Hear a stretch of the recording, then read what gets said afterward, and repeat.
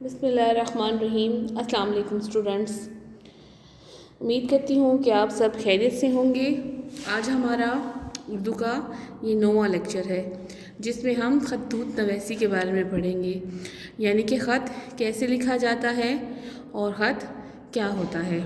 جب ہم کسی کو کوئی پیغام بھیجنا ہوتا ہے تو ہم ان کو خط لکھتے ہیں۔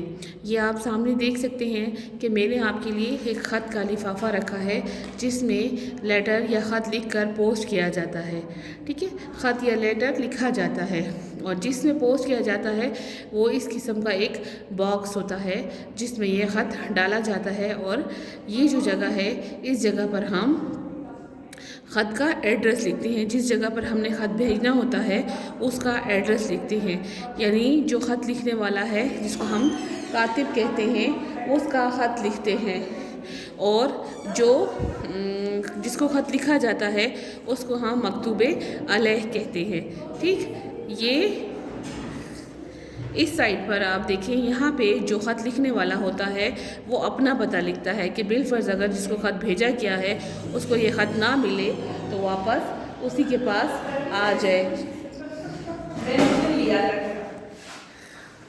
خط لکھنے کے لیے ہمارے پاس کچھ اصول و قوانین ہوتے ہیں جن کے بارے میں ہم ابھی تفصیل سے ذکر کریں گے۔ تو سب سے پہلے یہ ہوتا ہے مقام روانگی۔ خط لکھنے کے صفحے پر دائیں ہاتھ کے طرف ہم مقام لکھتے ہیں کہ جہاں سے خط لکھا جاتا ہے، جہاں پہ یہ لکھا جاتا ہے کہ خط کہاں سے لکھا جا رہا ہے، یعنی شہر کا نام لکھتے ہیں۔ جیسے کہ یہ سائٹ پر آپ دیکھ رہے ہوں گے کہ خط لکھنے کے لیے دائیں ہاتھ پر ہم نے یہاں پہ لکھا ہے کمرہ امتحان، یعنی کہ چونکہ ہم کمرہ امتحان سے خط لکھتے ہیں تو ہم اس کے بارے میں ذکر کرتے ہیں۔ ٹھیک ہے، اسی کے نیچے ہم نے تاریخ لکھنی ہوتی ہے۔ ٹھیک ہے، یہاں پہ دیکھیں مقام روانگی، خط لکھنے کے صفحے پر دائیں ہاتھ کے کونے پر شہر لکھیں گے۔ جب ہم اپنے کسی عزیز رشتہ دار کو خط لکھتے ہیں تو ہم شہر کا نام لکھتے ہیں، لیکن جب ہم اپنے کلاس روم سے خط لکھتے ہیں تو ہم کمرہ امتحان لکھتے ہیں۔ پھر اسی کے نیچے ہم تاریخ لکھتے ہیں۔ القاب و آداب مطلب ہم نے کس کو خط لکھنا ہے، جیسے ہم اگر ماموں جان کو خط لکھ رہے ہیں، یا پھر ہم چچا جان کو خط لکھ رہے ہیں، یا والدہ کو ہے یا والد کو ہے، بھائی کو، دوست کو۔ ٹھیک ہے، اور آداب، القاب اس کو کہتے ہیں آداب، یعنی کہ اگر ہم سلام کریں یا ہم آداب کہیں تو ہم وہ یہاں پر لکھتے ہیں۔ خط لکھنے کا ایک خاص طریقہ ہوتا ہے۔ پھر اس کے بعد ہمارے پاس آ جاتا ہے مضمون میں ہم نے کیا کرنا ہوتا ہے، جو ہمارے سینٹر کے 2 پیراگراف یا 3 پیراگراف ہوتے ہیں اس کو ہم مضمون کہتے ہیں۔ مضمون ہمارا کسی مقصد کے حوالے سے ہوتا ہے، یعنی جو سوال ہمیں دیا جاتا ہے اس کے حوالے سے ہم نے مضمون بنانا ہوتا ہے، اور خط ہمیشہ سوال کے مطابق ہی لکھنا چاہیے۔ آخر میں جب ہم خط کا خاتمہ کرتے ہیں تو ہم دعائیہ کلمات لکھتے ہیں، سلام لکھتے ہیں۔ ٹھیک ہے، جیسے آخر میں ہم لکھتے ہیں گھر والوں کو سلام۔ پھر اس کے بعد خط لکھنے والے کا رشتہ لکھا جاتا ہے، جیسے بس سلام لکھنے کے بعد رشتہ لکھا جاتا ہے۔ جیسے اگر ماموں جان کو خط لکھا گیا ہے تو ماموں جان کے ساتھ رشتہ کیا ہوگا، یعنی وہ ماموں جان کا بھانجا ہوگا۔ پھر اینڈ پر ہم اپنا نام لکھتے ہیں۔ یہاں پہ بچے اکثر دوبارہ سے تاریخ لکھ دیتے ہیں، جو کہ بالکل درست نہیں ہے۔ تاریخ ہمیشہ صرف اوپر ہی لکھی جاتی ہے۔ ٹھیک ہے، یہ ہمارا خط لکھنے کا خاکہ ہے۔ یہ اس کے اصول و قوانین ہو گئے اور خط لکھنے کا خاکہ ہو گیا۔ اب یہاں پہ ہمارے پاس جو سوالات ہیں جن پر ہم نے خط لکھنا ہے، اس میں ہمارے پاس ہے ماموں جان کے نام تحفے کی یاد دہانی کا خط، یعنی کہ ماموں جان نے آپ کو کسی موقع پر آپ سے وعدہ کیا ہوگا کہ وہ آپ کو تحفہ دیں گے اور وہ دینا بھول گئے تو آپ نے ان کو یاد دہانی کرانی ہے کہ وہ آپ کا تحفہ بھیج دیں۔ پھر دوسرا سوال ہمارے پاس ہے چھوٹے بھائی کے نام بری صحبت سے بچنے کا خط۔ بری صحبت کیا ہوتی ہے، جس کو ہم کہتے ہیں بیڈ کمپنی، برے دوست۔ ٹھیک ہے، بری صحبت، برے دوست سے بچنے کا خط لکھنا ہے چھوٹے بھائی کو۔ اور تیسرا جو خط ہمارے پاس ہے دوست کے نام امتحان میں کامیابی پر مبارکباد کا خط۔ اب تیسرا جو خط ہمارے پاس ہے وہ یہ ہے کہ آپ نے اپنے دوست کو خط لکھنا ہے جس میں آپ نے اسے امتحان میں کامیابی پر مبارکباد دینی ہے۔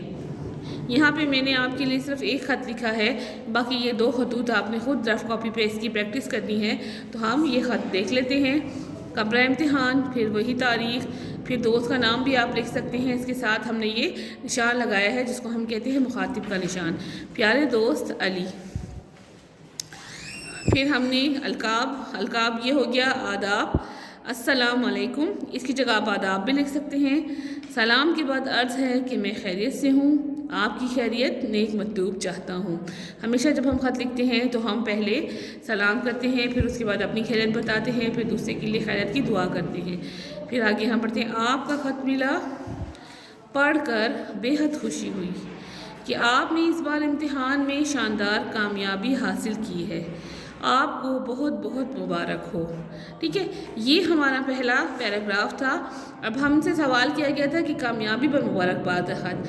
بچے جو ہیں خط تو پورا لکھ لیتے ہیں لیکن جو سوال کی پوری ڈیمانڈ ہوتی ہے اس کو نہیں دیکھتے، یعنی مبارکباد نہیں کہتے۔ مبارکباد کہے بغیر آپ کا خط جو ہے وہ ادھورا ہوگا، اور یہ بات ذہن نشین کر لیں کہ خط ہمیشہ پیراگراف کی صورت میں لکھا جاتا ہے۔ تو یہ ہمارا تھا فرسٹ پیراگراف۔ اب ہمارا سیکنڈ پیراگراف شروع ہوتا ہے، آپ دیکھیں، پیارے دوست، میں جانتا ہوں کہ آپ بہت ذہین اور محنتی طالب علم ہیں، اور یہ شاندار کامیابی آپ کی اسی محنت کا نتیجہ ہے۔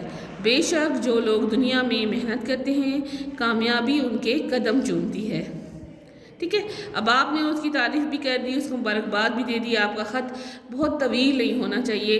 کلاس 6 کے لیول پر آپ کو 2 پیراگراف کم از کم لکھنے ہوتے ہیں، جس میں سوال کو دیکھ کر اور اس کی مقصدیت بیان کرنی ہوتی ہے۔ ٹھیک ہے، اب آپ کا یہ خط آپ کے سوال کے بالکل عین مطابق ہے۔ پھر اس کے بعد آپ نے اس کو بتا دیا، آخر میں جب آپ خط ختم کریں گے تو دعائیہ کلمات کے ساتھ، گھر والوں کو سلام کے ساتھ پھر آپ نے اس کو ختم کرنا ہے، آخری جو پیراگراف ہوگا۔ مجھے امید ہے کہ آپ اسی طرح محنت کر کے اپنا اور اپنے والدین کا نام روشن کرو گے۔ میری دعائیں آپ کے ساتھ ہیں، اور پھر اس کے ساتھ ہی آپ نے ان کو گھر والوں کو سلام والسلام، آپ کا دوست محمد عثمان۔ آپ کا خط یہاں پہ ختم ہو جاتا ہے۔ آپ نے اپنا جو تعلق ہے دوست کے ساتھ بیان کرنا ہے، جیسے اوپر آپ نے دوست کو ہی خط لکھا ہے، جو نیچے آپ کا تعلق اس کے ساتھ دوستی کا ہی ہوگا، تو آپ کا خط یہاں پہ ختم ہو جاتا ہے۔ ٹھیک ہے، یہ ہمارے پاس جو تھے ہمارا ایک خط تھا جو میں نے نمونے کے طور پہ آپ کے لیے لکھا۔ اب یہ ماموں جان کو آپ نے تحفے کی یاد دہانی کا خط لکھنا ہے، کہ آپ کو ایک سالگرہ ہے، یا آپ نے امتحان میں کامیابی حاصل کی ہے، یا آپ نے قرآن پاک حفظ کر لیا ہے۔ اس خوشی میں ماموں جان نے آپ کو تحفہ دینے کا کہا تھا اور وہ بھول گئے، اور آپ نے ان کا خط لکھ کے یاد کروانا ہے۔ ٹھیک ہے، یہ 2 خطوط آپ نے اپنی رف کاپی پہ لکھنے ہیں اور پریکٹس کرنی ہے۔ جیسے کہ آپ کو پتہ ہے کہ ہمارے ایگزام میں جو خط ہوتے ہیں وہ انسین آتے ہیں، وہ اسی طرح سے آتے ہیں، آپ نے ان کی پریکٹس کرنی ہے رف کاپی پہ۔ ٹھیک ہے، امید ہے آپ کو میرا لیسن سمجھ آ گیا ہوگا۔ اس کے ساتھ اجازت دیں، اللہ حافظ۔